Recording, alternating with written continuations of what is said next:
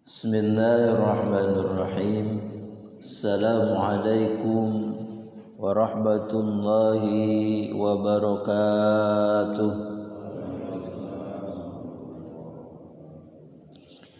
Alhamdulillahilladzi a'azzana bil imani bih wa hadana ila 'azimi syari'atihi wa as'adana bittiba'i afdali rusulih.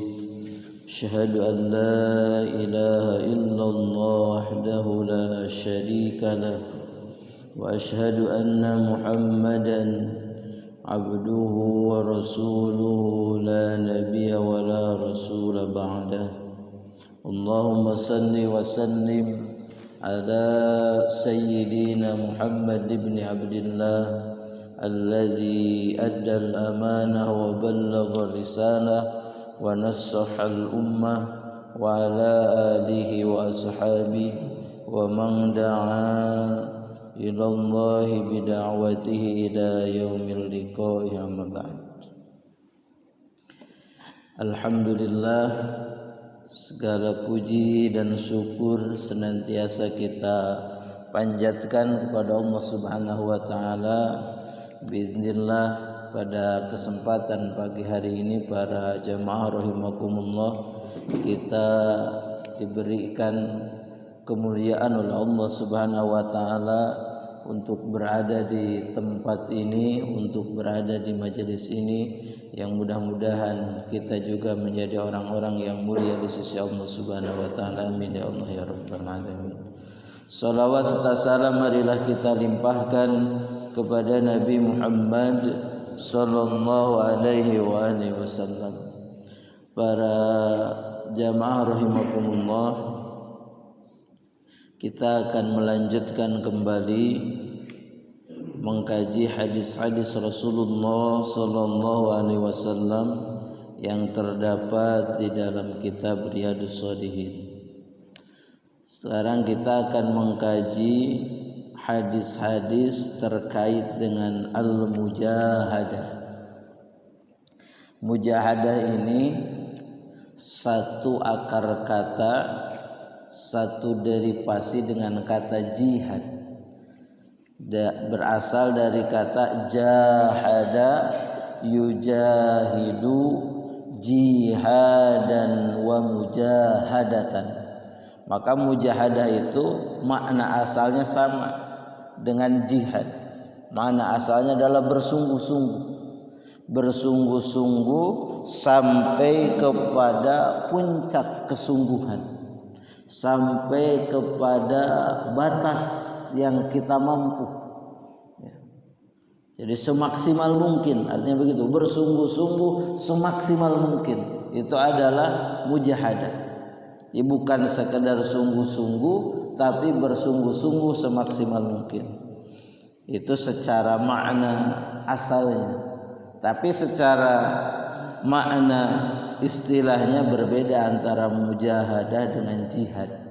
Kalau jihad mah dilakukan di medan perang, kalau mujahadah mah dilakukan dalam berbagai amal.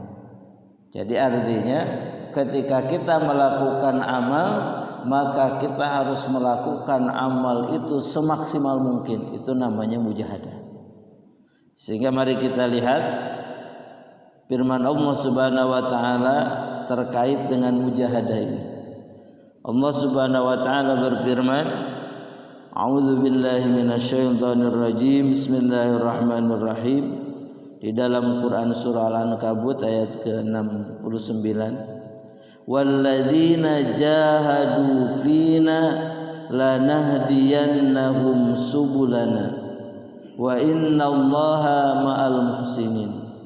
Walladzina jahadu fina, walladzina dan orang-orang yang jahadu fina, mereka bersungguh-sungguh fina di jalan kami, ay badzalu juhdahum fi muqawanatin nafsi wasyaitan wal hawa, yaitu bazzalu juhdahum, Jadi mujahadah itu disebutnya dalam istilah Arab badlu juhdahu. Jadi badlul juhdi. Badlul juhdi itu mengerahkan segala kesungguh-sungguhannya. Jahadu ay badlu juhdahu, mengerahkan kesungguh-sungguhan mereka fi muqawanatin nafsi wasyaitan wal hawa, dalam melawan godaan hawa nafsu, godaan syaitan, wa a'daiddin, dan godaan musuh-musuh agama karena Allah. Subulana ayat turuqus sair ilallah. Maka ketika kita bersungguh-sungguh mengerahkan segala kesungguhan kita untuk melawan hawa nafsu, untuk melawan godaan syaitan, untuk melawan musuh-musuh agama, lanahdiyannahum subulana, maka pasti Allah benar-benar akan menunjukkan mereka jalan menuju kepada Allah. Ay al-wusul ila jananihi ta'ala, yaitu sampai kepada surga Allah Subhanahu wa ta'ala. Wa'bud rabbaka hatta ya'tiyal yakin. Di dalam ayat lain tentang mujahadah ini Allah Subhanahu wa ta'ala berfirman, Bismillahirrahmanirrahim, wa'bud rabbaka hatta ya'tiyakal yakin. Wa'bud, dan beribadahlah kamu rabbaka kepada Tuhanmu, hatta ya'tiyakal yakin. Sampai kapan ibadah itu? Hatta ya'tiyaka, sampai datang kepadamu al yaqinu, keyakinan. Keyakinan di sini maksudnya apa? Al maut, sampai datang kematian. Artinya apa? Artinya kita harus terus bersungguh-sungguh ibadah, mengerahkan segala kemampuan kita untuk ibadah sampai datang kematian kepada kita. Itu namanya sikap mujahadah. Banyak ayat-ayat yang lain terkait dengan mujahadah pada jamaah rahimakumullah. Sekarang kita lihat hadis yang pertama terkait dengan mujahadah ini. Wa ammal hadisul awal, adapun hadis-hadis fal awwalu, yang pertama, an Abi Hurairah radhiyallahu an. Hadis pertama tentang mujahadah ini diriwayatkan dari jalur Abu Hurairah.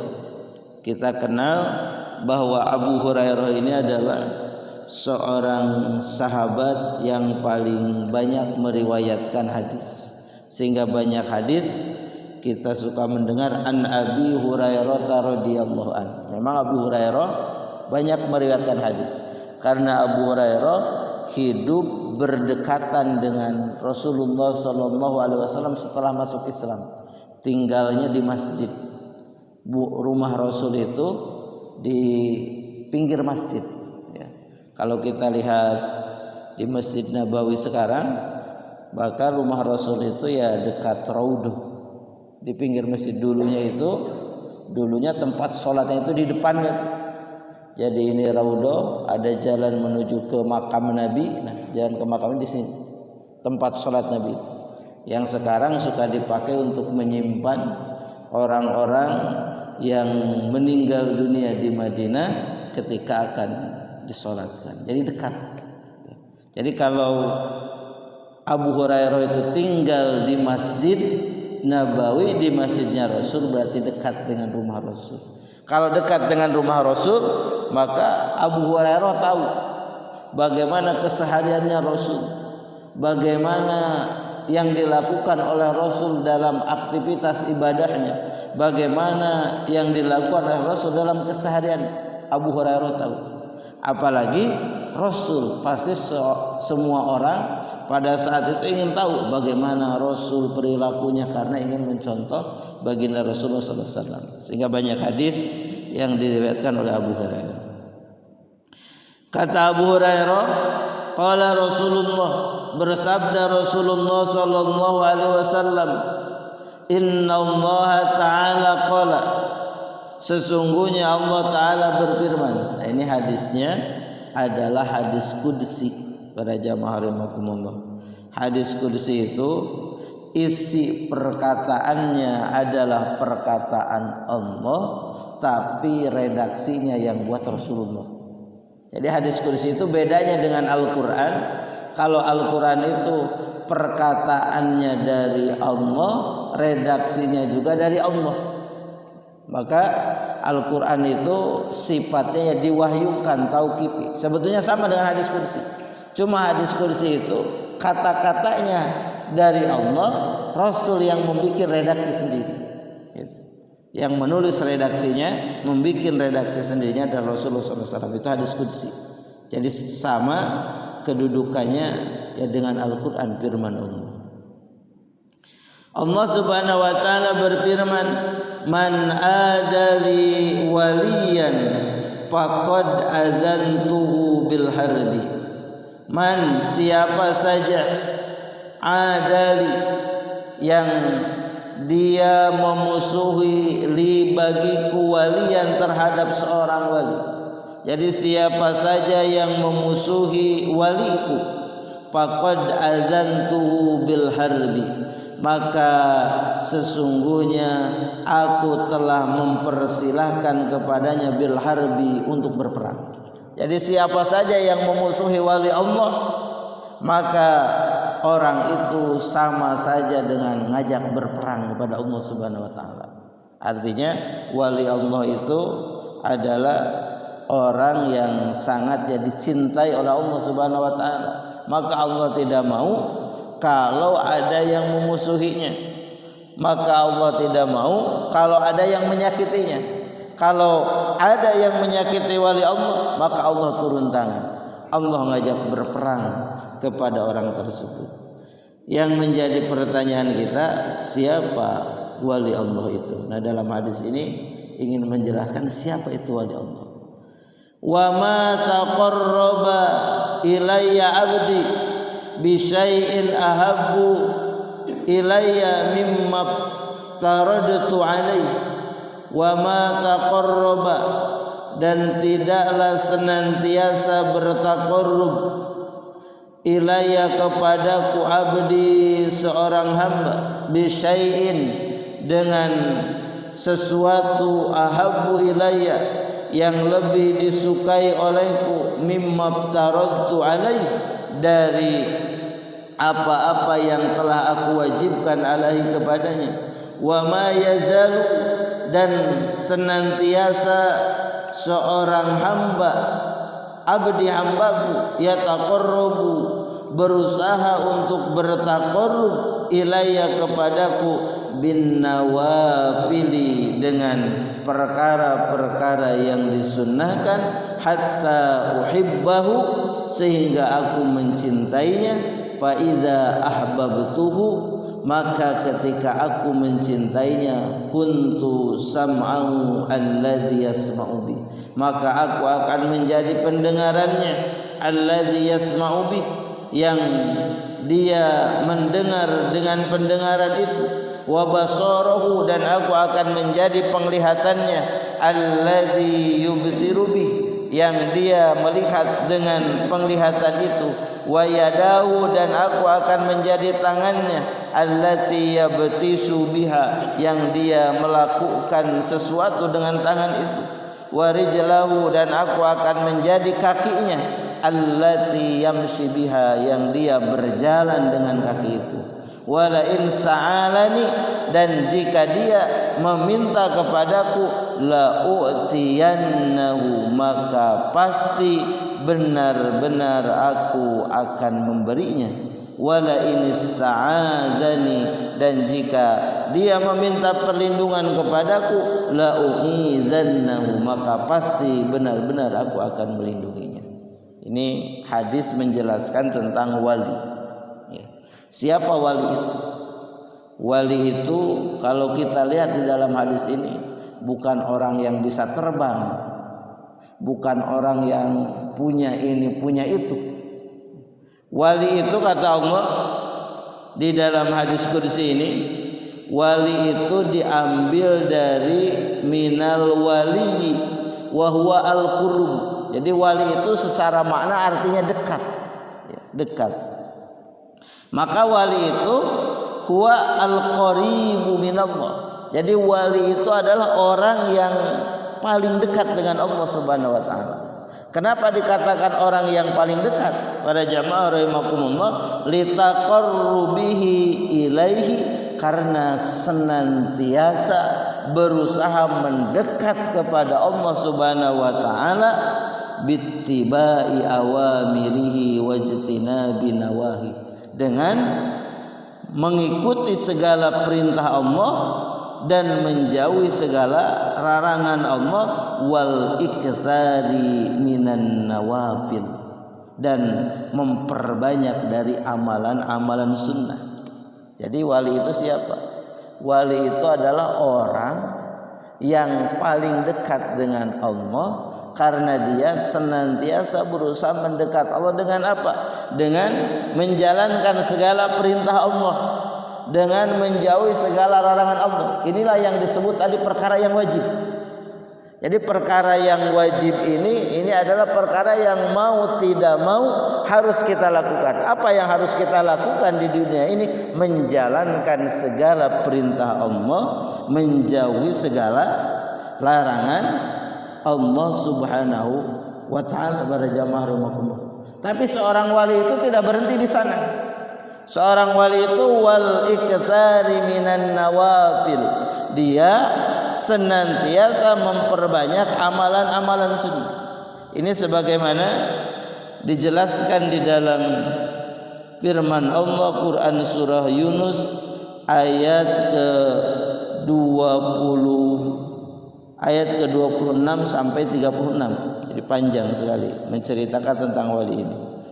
Di antaranya Allah Subhanahu wa taala berfirman, a'udzubillahi minasyaitonir rajim, bismillahirrahmanirrahim, ala inna awliya Allahi, ala ingatlah, inna awliya Allah, sesungguhnya para kekasih Allah itu la khaufun alaihim, tidak ada rasa ketakutan, kekhawatiran atas mereka, wala hum yahzanun, dan mereka tidak pernah bersedih. Siapa wali Allah itu? Alladzina amanu, adalah orang-orang yang beriman, wa kanu yattaqun, dan mereka senantiasa ada dalam keadaan bertakwa. Jadi intinya wali Allah itu adalah orang-orang yang bertakwa. Siapa orang yang bertakwa itu? Ya tadi kita kan sering mendengar bahwa takwa itu menjalankan segala perintah Allah, menjauhi segala larangan Allah. Tapi tidak berhenti di sana orang bertakwa itu. Wa iktsarun nawafil, sebagaimana pernah disampaikan dalam kajian sebelumnya, orang yang bertakwa itu dia senantiasa meningkatkan, menambah amalnya. Karena yang namanya nawafil, amalan sunnah itu secara maknanya adalah az-ziyadah. Nawafil itu az-ziyadah, tambahan. Maka orang yang senantiasa menambah amalnya terus menerus, tidak hanya itu saja tapi amalnya terus dia cari, maka itu adalah orang-orang yang bertakwa kepada Allah Subhanahu wa taala. Jadi para jamaah rahimakumullah, untuk menjadi wali Allah itu secara prinsip mudah.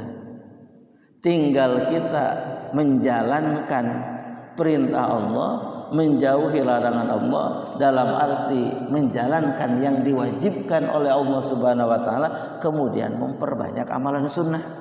Begitu. Maka itu akan jadi wali Allah. Ya. Jadi secara prinsip, secara konsep mudah, tapi secara praktek, secara pelaksanaan tentunya ini memerlukan tadi mujahadah, memerlukan mengerahkan segala kemampuan kita, memerlukan kemaksimalan kita di dalam melakukan ini, sehingga ya tidak mudah. Dan kalau orang itu sudah senantiasa menjalankan yang diwajibkan oleh Allah Subhanahu wa taala dan diikuti memperbanyak yang sunnah, maka dia itu akan diberikan kemudahan oleh Allah Subhanahu wa taala. Kenapa? Karena dia itu termasuk orang yang bersyukur. Jadi syukur itu para jamaah rahimakumullah, ada syukur itu yang hukumnya wajib. Kita wajib bersyukur. Mana syukur wajib itu? Syukur wajib itu adalah melaksanakan apa yang diwajibkan oleh Allah Subhanahu wa taala. Itu adalah syukur. Maka sholat kita itu bukan semata-mata melaksanakan kewajiban. Kita sehari 5 kali melaksanakan sholat bukan semata-mata melaksanakan kewajiban, tapi itu adalah bentuk syukur kita kepada Allah Subhanahu wa taala. Ini adalah bentuk syukur kita yang wajib kita lakukan. Maka kalau kita sudah bersyukur yang wajib, sebagaimana konsep syukur, la in syakartum la azidannakum. Kalau kita sudah bersyukur, la azidannakum, maka Allah pasti akan menambah-nambah nikmatnya. Allah pasti akan menambah-nambah anugerahnya.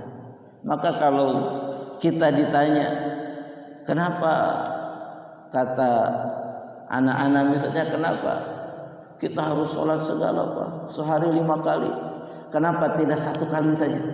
Maka kita jawab kepada anak kita itu, karena dengan sholat itu kita akan menjadi orang yang hebat. Kita akan menjadi orang yang ditambah oleh Allah kenikmatannya. Maka orang yang tadinya tidak sholat, kemudian dia melaksanakan sholat, menjadi orang hebat. Umar bin Khattab itu dulu gak pernah sholat, tapi setelah masuk Islam sholatnya luar biasa. Maka menjadi orang hebat, menjadi orang yang paling cerdas, menjadi orang yang dia membangun sekolah di sana di sini. Umar bin Khattab itu menjadi orang yang disegani, menjadi orang yang dimuliakan.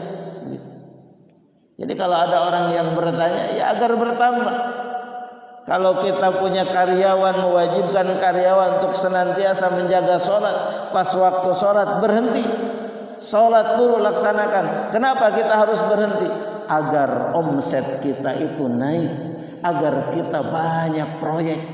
Karena kita harus yakin kalau kita melaksanakan kewajiban yang Allah perintahkan kepada kita, itu adalah bentuk syukur kita kepada Allah. Kalau sudah bersyukur, la azidannakum, pasti kita akan ditambah-tambah nikmatnya oleh Allah Subhanahu wa taala, ditambah-tambah kemudahannya oleh Allah Subhanahu wa taala. Tapi sebaliknya, kalau kita kufur, ingat, inna azaballahi lasyadid, sesungguhnya siksa Allah itu sangat keras. Artinya apa? Azab Allah itu, para jamaah rahimakumullah, kalau di dunia berupaya kesulitan-kesulitan dari Allah Subhanahu wa taala, itu azab Allah. Jadi Allah tidak menginginkan kita mendapatkan kemudian disulitkan. Itu ada orang yang tidak pernah sholat tetapi sukses, tetapi berhasil di dalam kehidupannya. Kita jangan iri sama orang seperti itu. Kalau kita melihat orang seperti itu, atau kita dalam keadaan seperti itu, kita tidak pernah melakukan kewajiban, kita tidak pernah melakukan ketaatan kepada Allah, tapi Allah memberikan kemudahan. Hati-hati, hati-hati, nanti pada saat yang tepat Allah akan menjatuhkannya sejatuh-jatuhnya. Ketika kita sudah ada di puncak kesuksesan, maka Allah akan menjatuhkan sejatuh-jatuhnya. Akhirnya kehidupannya hancur, kehidupannya rusak. Itulah yang disebut dengan istidraj dari Allah Subhanahu wa taala. Jadi para jamaah rahimakumullah, jadi kenapa kalau tadi di awal hadis itu bahwa orang yang memusuhi wali Allah itu sama dengan ngajak perang kepada Allah. Memang Allah akan melindungi, Allah akan menjaga orang yang sudah menjadi wali Allah itu, orang yang senantiasa bersyukur kepada Allah. Nah, ini syukur yang sifatnya wajib. Ada syukur yang sifatnya sunnah. Syukur sunnah itu yang melaksanakan amalan-amalan sunnah. Jadi kita sholat sunnah rawatib, sholat sunnah qobliyah subuh, sholat sunnah qobliyah duhur, sholat sunnah ba'diyah duhur, sholat suruh, sholat duha, sholat tahajud, itu adalah syukur yang sunnah. Jadi wali Allah ini senantiasa bersyukur kepada Allah, baik melaksanakan syukur yang wajib, baik melaksanakan syukur yang sunnah, dengan menjalankan apa yang diwajibkan oleh Allah dan apa yang disunnahkan oleh Allah Subhanahu wa taala. Baca Al-Qur'an, puasa, senantiasa dilakukan hal-hal yang sunnah oleh wali Allah ini.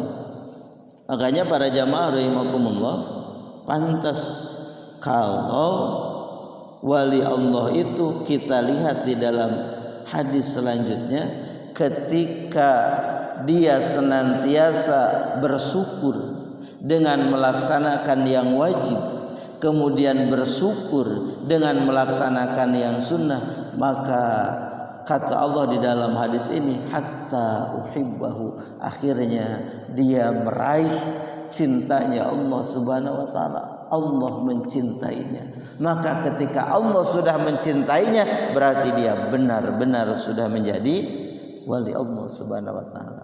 Kalau sudah menjadi wali Allah, fa idza abadu kuntu sam'ahu alladhi yasma'u bi. Maka kalau sudah menjadi wali Allah, kuntu sam'ahu alladhi yasma'u bi, maka aku akan menjadi pendengarannya. Jadi ini maksudnya apa? Bukan Allah jadi pendengaran kita. Qala ba'dul muhaqqiqin, berkata sebagian ahli tahqiq, orang yang senantiasa mendalami meneliti hadis, inna hadhihi sayrurah majajun, sesungguhnya gambaran ini adalah kiasan, au kinayatun, yaitu kiasan dari nusratillahi li abdihi al mutaqarrib ilaihi bimadukir. Artinya apa? Ini kiasan bahwa Allah itu akan memberikan pertolongan kepada hambanya yang senantiasa dia berusaha untuk mendekat kepada Allah. Ya. Wa ta'bidu i'anatihi lahu wa hifdhuhu min antaqa jawarihu bi maksiatillah. Dan Allah akan senantiasa menolong, Allah akan senantiasa menjaga agar anggota tubuh orang yang sudah dicintai oleh Allah, yang menjadi kekasih Allah itu tidak terjatuh kepada kemaksiatan. Jadi telinganya dijaga itu maksudnya apa? Apa Allah jadi telinganya itu maksudnya apa? Allah akan menjaga telinganya, pendengarannya, agar pendengarannya ini tidak terjerumus kepada kemaksiatan, mendengar sesuatu yang menyebabkan dosa. Allah akan jaga matanya, artinya Allah akan menjaga agar mata ini tidak terjatuh kepada kemaksiatan, melihat sesuatu yang dilarang oleh Allah Subhanahu wa taala. Allah akan menjaga tangannya agar tangannya itu tidak melakukan segala sesuatu kemaksiatan. Allah akan menjaga kakinya agar kakinya ini tidak dilangkahkan kepada kemaksiatan, kepada perbuatan dosa, tapi kakinya senantiasa dilangkahkan kepada ketaatan kepada Allah Subhanahu wa taala. Jadi inilah seorang wali. Ini luar biasanya seorang wali itu, dia adalah ya kekasih Allah yang akan dijaga oleh Allah, dan bukan hanya dijaga aja agar tidak terjerumus kepada kemaksiatan. Yang lebih luar biasa itu, wa in sa'alani la u'tiyanahu. Jika wali Allah itu sudah meminta kepadaku, dia memohon kepadaku, meminta ini, meminta itu, minta A, minta B, minta C, minta apapun kepada Allah Subhanahu wa taala, maka wali Allah ini la u'tiyannahu. Ini para jamaah rahimakumullah. Ini kata-katanya pakai la. Kalau kita kaji dari segi bahasa Arab, adalah ada nun di tasdid. Ini menunjukkan penekanan. Jadi Allah pasti benar-benar akan memberinya. Gitu. Kan kita tahu Allah itu tidak mungkin mengingkari janjinya. Allah itu pasti akan memenuhi janjinya. Tapi ini ketika dihubungkan kepada Allah, seolah-olah belum yakin kepada Allah apakah Allah akan memberinya atau tidak. Maka ini penekanan itu sebetulnya bukan berarti Allah itu akan mengingkari. Ini menunjukkan bahwa memang benar pasti Allah itu pasti akan memberikan kepada kekasihnya apapun yang diminta. Bukan hanya benar saja, tapi benar-benar pasti akan memberikannya. Ini luar biasa. Jadi kalau kita sudah jadi kekasih Allah, apapun yang kita mau, maka pasti Allah akan memberinya. Asal kita minta kepada Allah.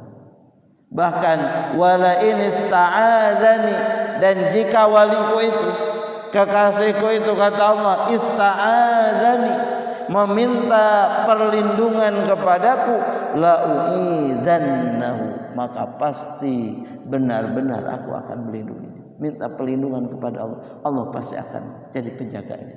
Jadi wali Allah ini, Allah lah yang menjadi backingnya, Allah lah yang menjaganya. Maka kalau ada yang memusuhi, Allah yang bertindak, karena Allah jadi backingnya, karena Allah jadi penjaganya. Sungguh luar biasa para jamaah rahimakumullah ya.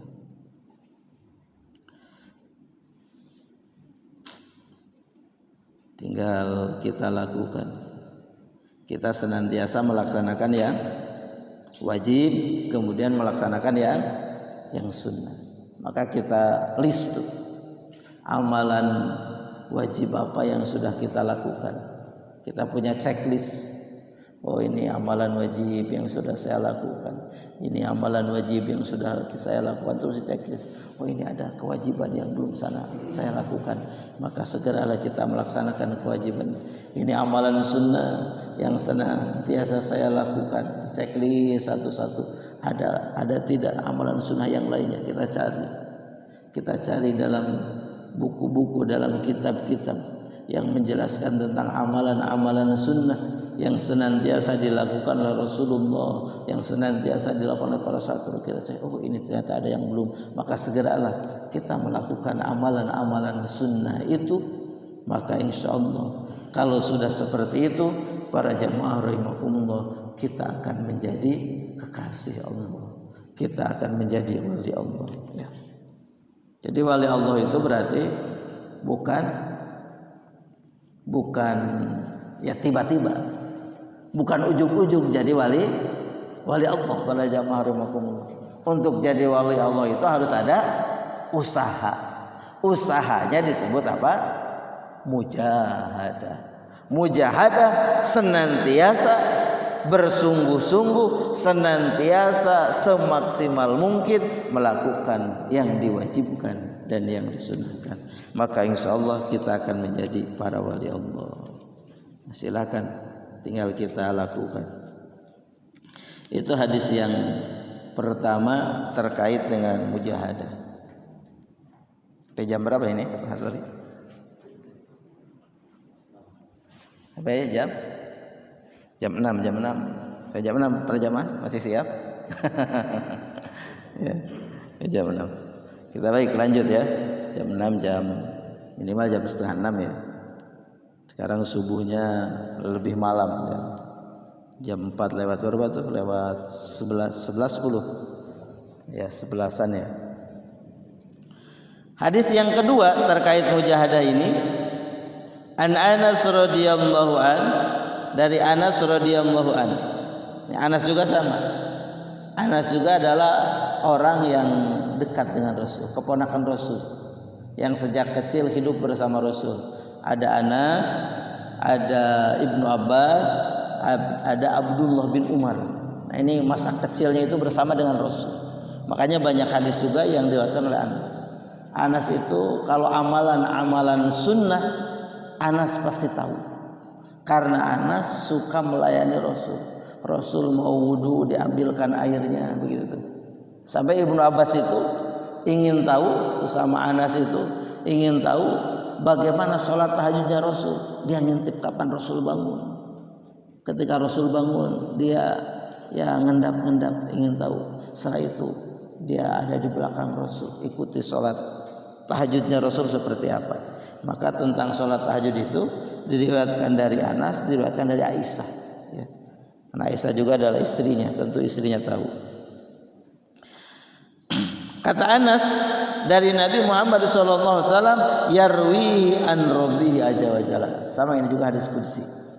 Yarwihi anin Nabi, dari Nabi Muhammad SAW, fima yarwihi, dalam apa-apa yarwihi yang Rasul riwayatkan an rabbihi azza wa jalla, dari Rabbnya yaitu Allah azza wa jalla. Ini hadis qudsi juga sama.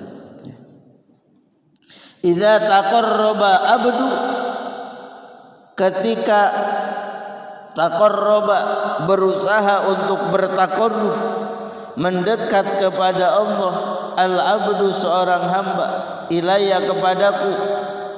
Jadi idza taqarrabal abdu ilayya, ketika berusaha untuk bertaqarrub mendekat al abdu seorang hamba ilayya kepadaku, kata Allah, shibron taqarrabtu ilaihi dzira'an, seukuran shibron taqarrabtu ilaihi dzira'an, maka aku akan mendekat kepadanya dzira'an.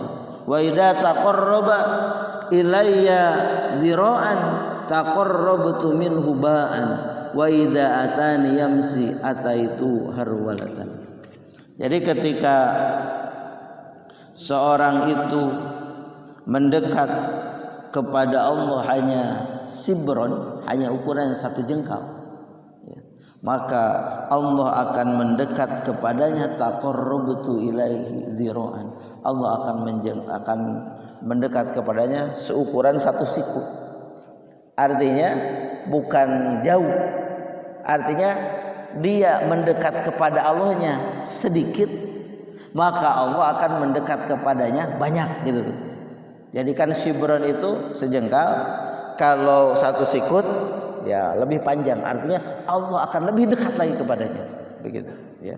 Wa idza taqarrabta illayya dzira'an, ketika dia mendekat kepada Allah satu sikut, maka Allah akan mendekat kepadanya ba'an, mendekat kepadanya satu apa ini para jamaah, atau satu gini apa, satu depak ya, kita satu depak. Satu depak itu bisa segini ya, satu depak, artinya Allah akan semakin dekat ya, semakin dekat. Maka di dalam lanjutannya, idza atani yamsi, ketika hambaku mendekat kepada Allah sambil berjalan, maka ataituhu harwalatan, Allah akan mendekat kepadanya sambil berlari. Nah, insyaallah hadis ini sering kita dengar ya. Jadi hadis ini menunjukkan bahwa ya kita harus bermujahadah. Jadi hadis ini adalah ya hadis qudsi. Tadi sudah dijelaskan apa itu hadis qudsi ya. Idza taqarraba abdu ilayya shibran, qala al-Karami, qamat al-barahin al-qat'iyah ala istihalati hadhil itlaqat ala Allah ta'ala, fahiyya idza ala sabilin tajawuz, wal makna man ata syai'an minat ta'ah walau qalilan. Jadi maknanya apa? Maknanya ketika seorang itu mendekat kepada Allah satu jengkal, maksudnya begini, adalah man ata syai'an minat ta'ah, siapa saja yang melakukan sesuatu dari ketaatan. Karena mendekat kepada Allah itu ya bukan ingin dekat-dekat begini kayak manusia. Mendekat kepada Allah itu artinya apa? Artinya melakukan ketaatan kepada Allah Subhanahu wa taala. Maka maknanya siapa saja yang melakukan ketaatan kepada Allah kepada Allah walau qalilan, walaupun sedikit. Jadi ketaatan kepada Allahnya hanya sedikit, maka qabaltuhu alaihi bi ad'afi minal isabah wal ikram, maka Allah akan melipatkan kemuliaan, akan melipatkan kekokohan, keistiqomahan kepadanya. Wa kullama zada fi ta'ah zidtuhu bis thawab, maka semakin bertambah dalam ketaatannya, maka Allah akan semakin menambah pahalanya. Zira'an az-zirahu as-sa'id ilal mirfaq. Jadi ini sesuai dengan perkataan Rasulullah sallallahu alaihi wasallam. Kata Rasul, la tahqiranna minal ma'rufi syai'an. Kita itu jangan menganggap sepele dari kebaikan itu walaupun sedikit. Jadi ketaatan yang sedikit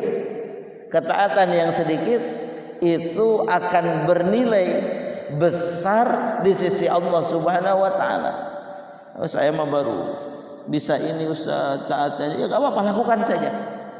Bahkan di dalam hadis lain, khairul umur adwamuha wa in qalla, sebaik-baiknya perkara itu adwamuha, yang terus menerus kontinu istiqomah, wa in qalla, walaupun sedikit.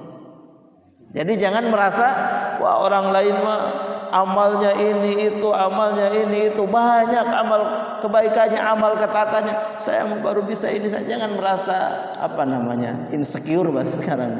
Jangan insecure itu akhirnya tidak pede ingin melakukan apapun.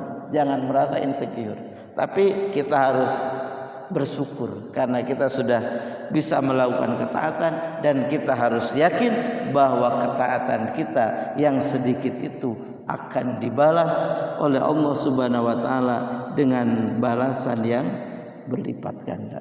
Kenapa? Karena Allah itu adalah akramul akramin. Allah itu memiliki sifat karim. Karim itu apa para jamaah rahimakumullah? Karim itu kita suka mengartikannya mulia. Karim itu sebetulnya bukan mulia. Karim itu kalau kata orang Sunda itu berehan. Oh, berehan apa tuh? Berehan apa jemaah? Berehan itu dermawan, kayak Pak Wawan. Dermawan, suka memberi. Jadi berehan itu kalau di dalam bahasa Arab itu sifat karim itu dicontohkan kalau seseorang itu badannya itu berdebu, ya, senantiasa berdebu, itu menunjukkan orang yang berehan, orang yang suka memberi. Kenapa berdebu? Karena di Arab itu biasanya kalau orang yang berdebu itu adalah orang yang suka menyediakan makanan untuk tamu yang datang, masak. Jadi masak pakai, kalau zaman dulu kan pakai apa? Pakai ya, kayu bakar sehingga ada debu-debunya begitu tuh. Itu artinya orang yang baik hati, yang suka memberi. Jadi ada tamu, maka dia siapkan apapun yang bisa dia siapkan. Gitu. Kalau harus masak ini, masak itu, maka tamu itu dijamu. Itu orang dermawan. Jadi orang dermawan itu adalah orang yang suka memberi tapi tidak berharap untuk dibalas. Nah, Allah itu Maha Dermawan. Jadi Karim itu Maha Dermawan. Jadi Allah itu Maha Dermawan, Maha Pemberi. Maka tadi walaupun kita memberi kepada Allah sedikit, kalau ketaatan itu diumpamakan memberi, walaupun kita memberi kepada Allah sedikit, maka Allah akan memberi kepada kita itu banyak. Karena Allah itu Karim, Allah itu Maha Dermawan, Allah itu Maha Pemberi. Maka orang yang Maha Dermawan akhirnya memiliki sifat mulia. Maka kita suka mengatakan mulia, padahal mulia Karim itu berasal dari kedermawanannya gitu. Nah, Allah itu Karim, Maha Dermawan, Maha Pemberi, dan tidak harap kembali gitu. Maha memberi dan tidak harap kembali.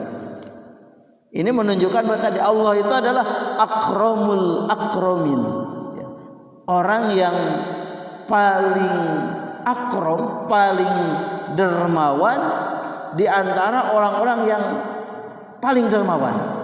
Jadi apa tuh? Terdermawan gitu ya. Ya pokoknya begitulah ya. Haitsu yu'ti azajil fi muqabil qalil. Sekiranya Allah itu akan memberi yang banyak, yang jajil fi muqabalatil qalil, untuk membalas yang sedikit. Jadi yang sedikit dibalas banyak.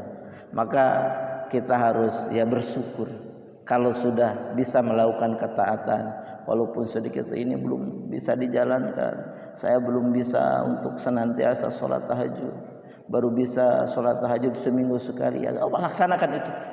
Nanti juga Allah akan menunjukkan kemudahan yang lainnya kalau kita sudah istiqomah. Saya baru bisa sedekah itu hanya seminggu sekali 5.000. Jalankan itu terus aja, walaupun sedikit. Nanti Allah akan memberi yang banyak. Allah akan membalasnya dengan balasan yang berlipat bagi kita, karena Allah itu memiliki sifat karim. Allah adalah Maha dermawan para jamaah rahimakumullah. Sehingga inilah yang harus kita lakukan ya. Ini artinya juga ya hati-hati. Kalau ketaatan yang sedikit saja akan mengantarkan kepada pemberian Allah yang banyak, apalagi ketaatan yang banyak. Nah, maka kita harus senantiasa terdorong untuk melakukan ketaatan yang banyak. Tapi hati-hati dengan kemaksiatan.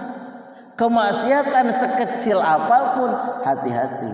Itu bukan akan mendatangkan pemberian dari Allah yang banyak, tapi itu akan mendatangkan azab Allah walaupun sedikit.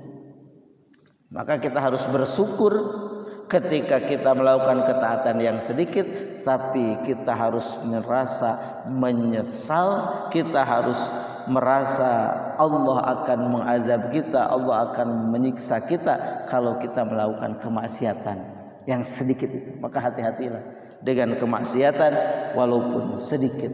Hati-hatilah dengan perbuatan dosa walaupun sedikit. Gak apa-apa, ini kan cuma sedikit. Cuma sedikit, tidak banyak ya, tidak banyak. Seperti ya orang-orang yang melakukan kan ribanya cuma sedikit. Hati-hati.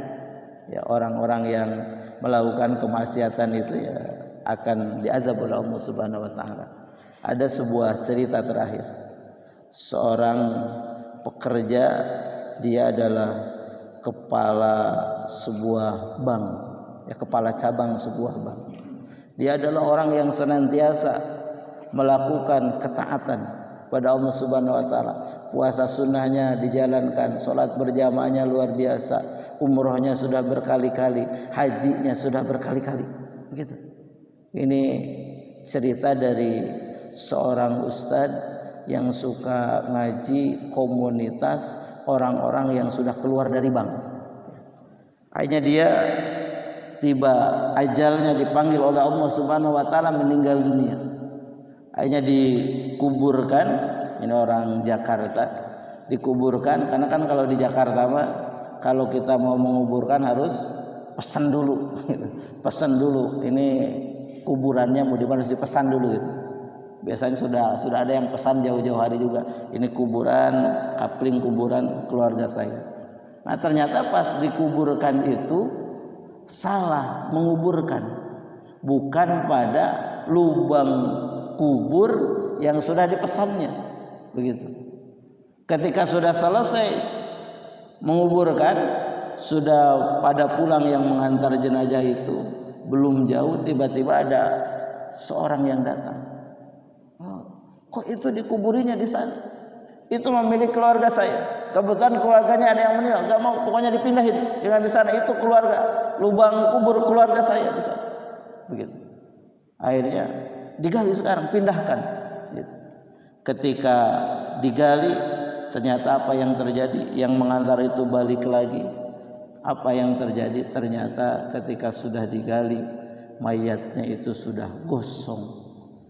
Kain kafannya gosong, tubuhnya gosong, kayu yang dipakai menutupinya gosong, begitu.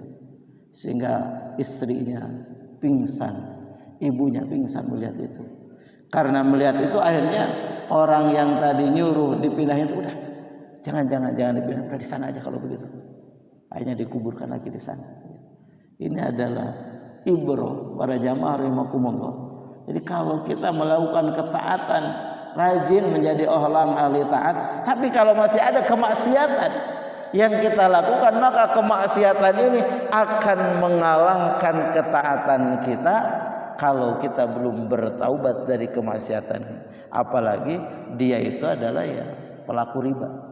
Jadi mohon maaf, jadi kita jangan terlalu bangga kalau ada anak kita kerja di bank, keluarga kita kerja di bank, karena itu adalah ribawi.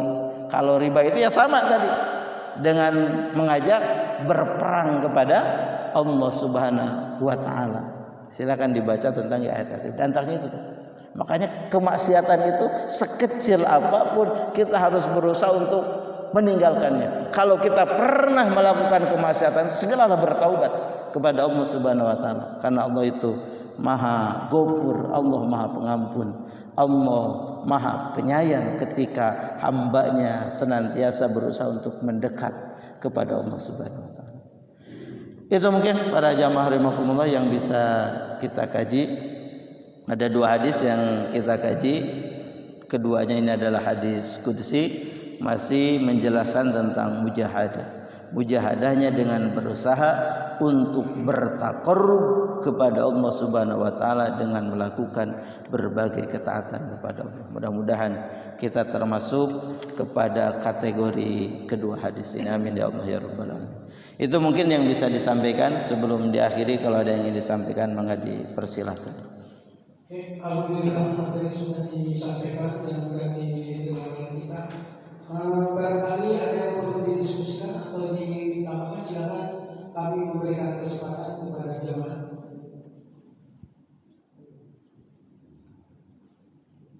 Ya, silakan Pak Haji.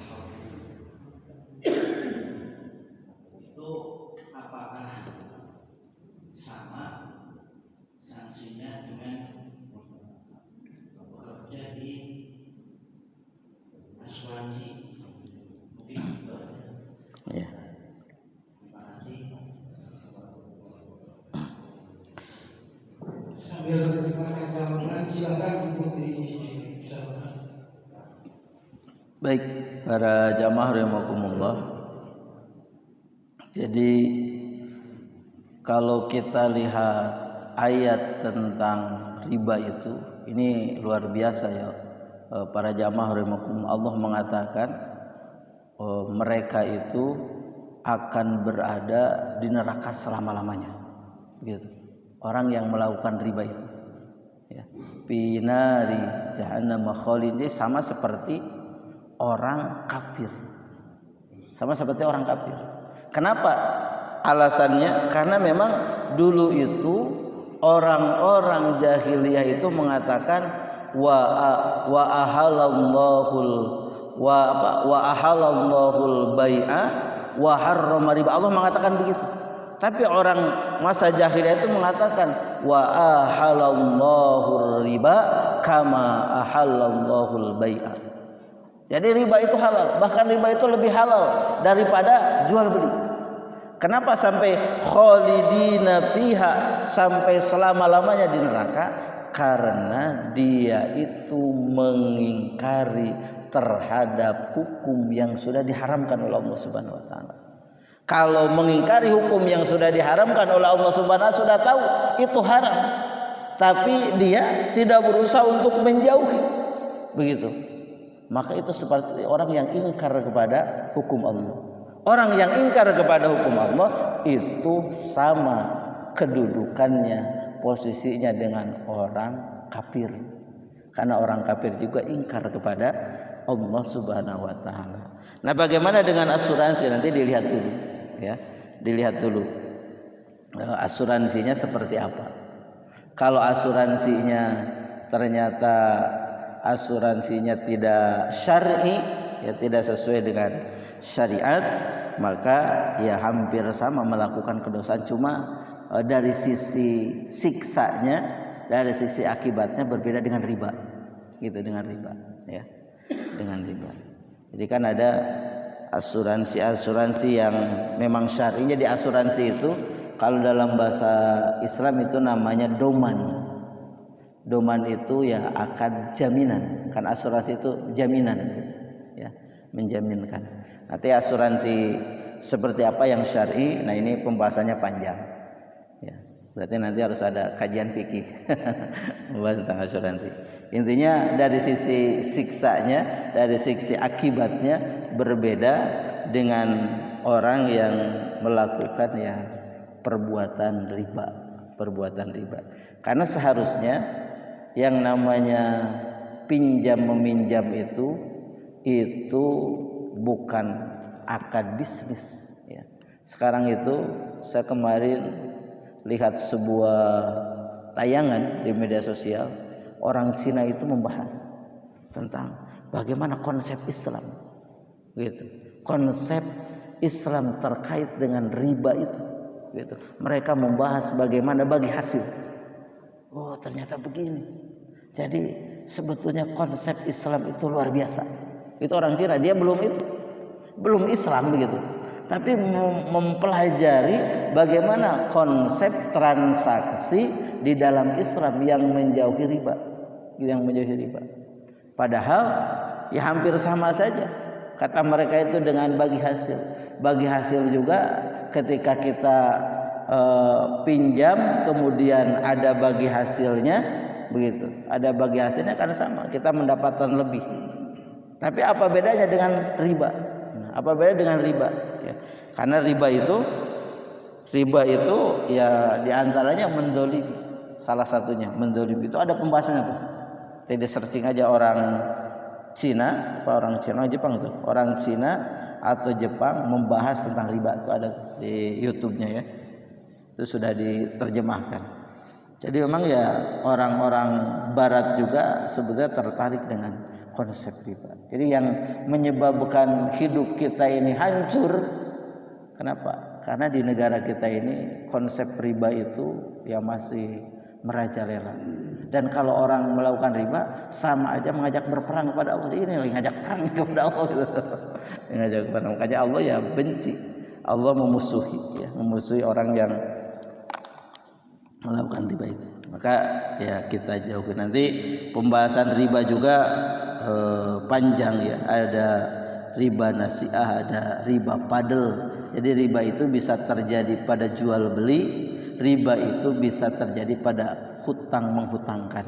Nah, di dalam Islam itu seharusnya hutang menghutangkan itu adalah akad tolong menolong, akad ta'awun, saling membantu begitu. Dan luar biasanya sekarang para jamaah rahimakumullah ke pelosok-pelosok itu menjangkit koperasi. Saya pulang ke Rangkas Bitung itu kemarin itu, setelah pulang umroh pulang ke sana, ternyata sekarang ada koperasi simpan pinjam. Awalnya nggak ada. Maka saya ke keluarga memberitahu hati-hati ke Pak DKM ini hati-hati. Ya. Judulnya memang kayak mau membantu kita simpan pinjam, tapi nantinya akan menyekek masyarakat, begitu.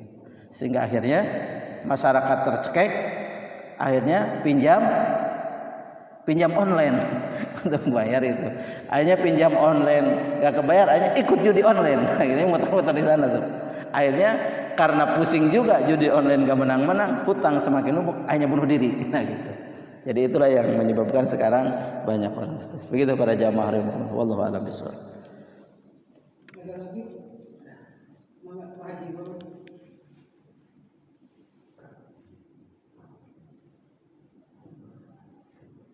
Assalamualaikum Waalaikumsalam warahmatullahi wabarakatuh. Mengenai tadi ya, yang tadi diceritakan pegawai bank tadi ya. Jadi kalau dilihat dari pihak kerja di bank, maksudnya bank tersebut manfaatnya ya buat kita ya. Iya. Seperti halnya kalau saya yang sendiri ya artinya menggunakan untuk bayar sekolah anak gitu ya kan melalui bayar SPP itu melalui bank gitu ya. Nah itu bagaimana gitu kerjanya? Kan kalau dilihat dari kasus tadi itu sepertinya dari bank udah pelaku riba semua padahal kalau saya lihat itu ada manfaatnya ya buat sekarang untuk transaksi ya seperti bayar SPP ataupun kita beli untuk tol atau segala macam melalui bank dulu gitu. Ya.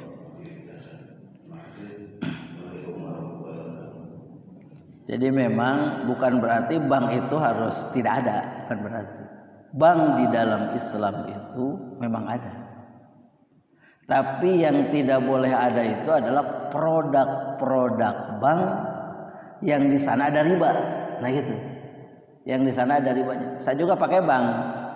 Kan untuk transfer bayar, ada orang yang mau daftar ke sekolah mau bayaran ya pakai bank gitu.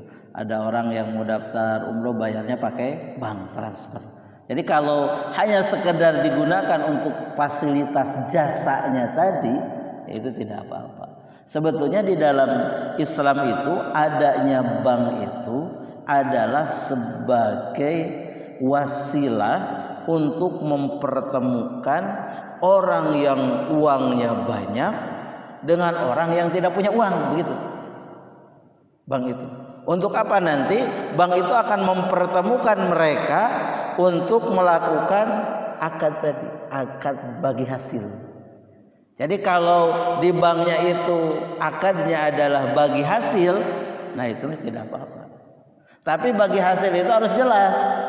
Bagi hasil itu, ini kan kalau bagi hasil uang yang kita simpan di bank itu memang dipakai untuk menjalankan usaha tertentu. Nah si nasabah ini harus tahu usahanya apa. Usahanya apa ini? Kita ini dengan bank ini usaha dengan kita apa?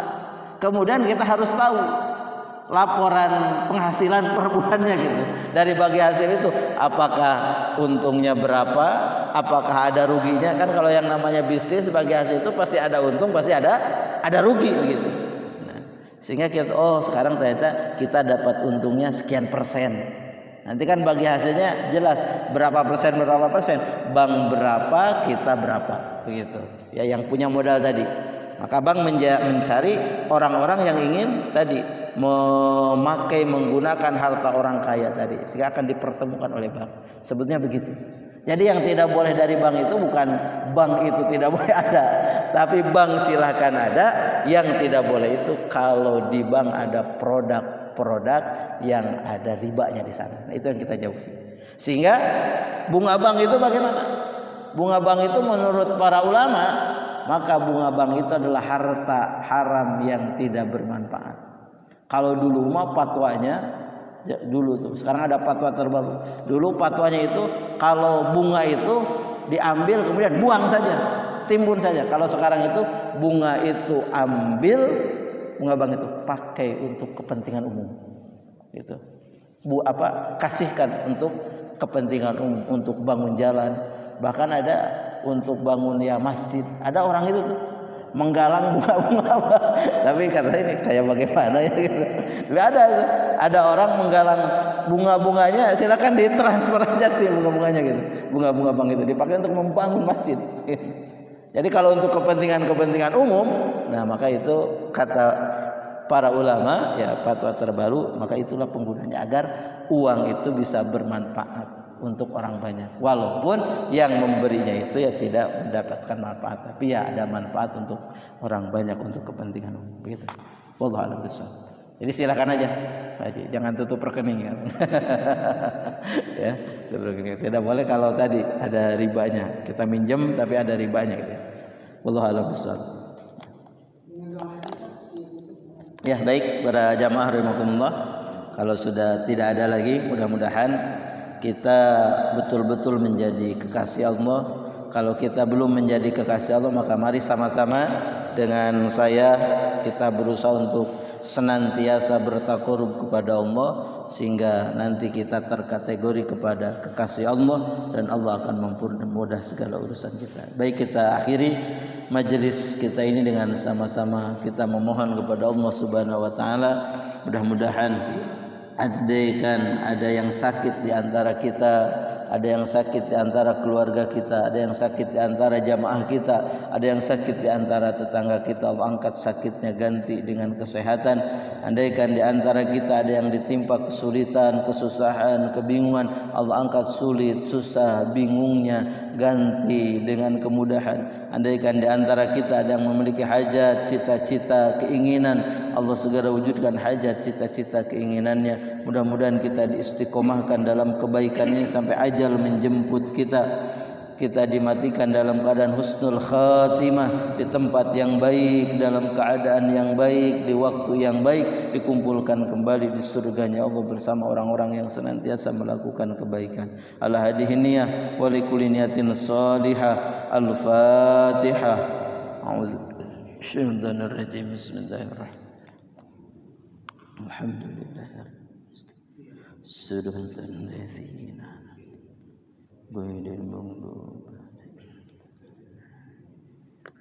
kurang lebihnya mohon maaf. Aku qouli hadza astaghfirullahaladzim li wa lakum. Assalamualaikum warahmatullahi wabarakatuh. Waalaikumsalam.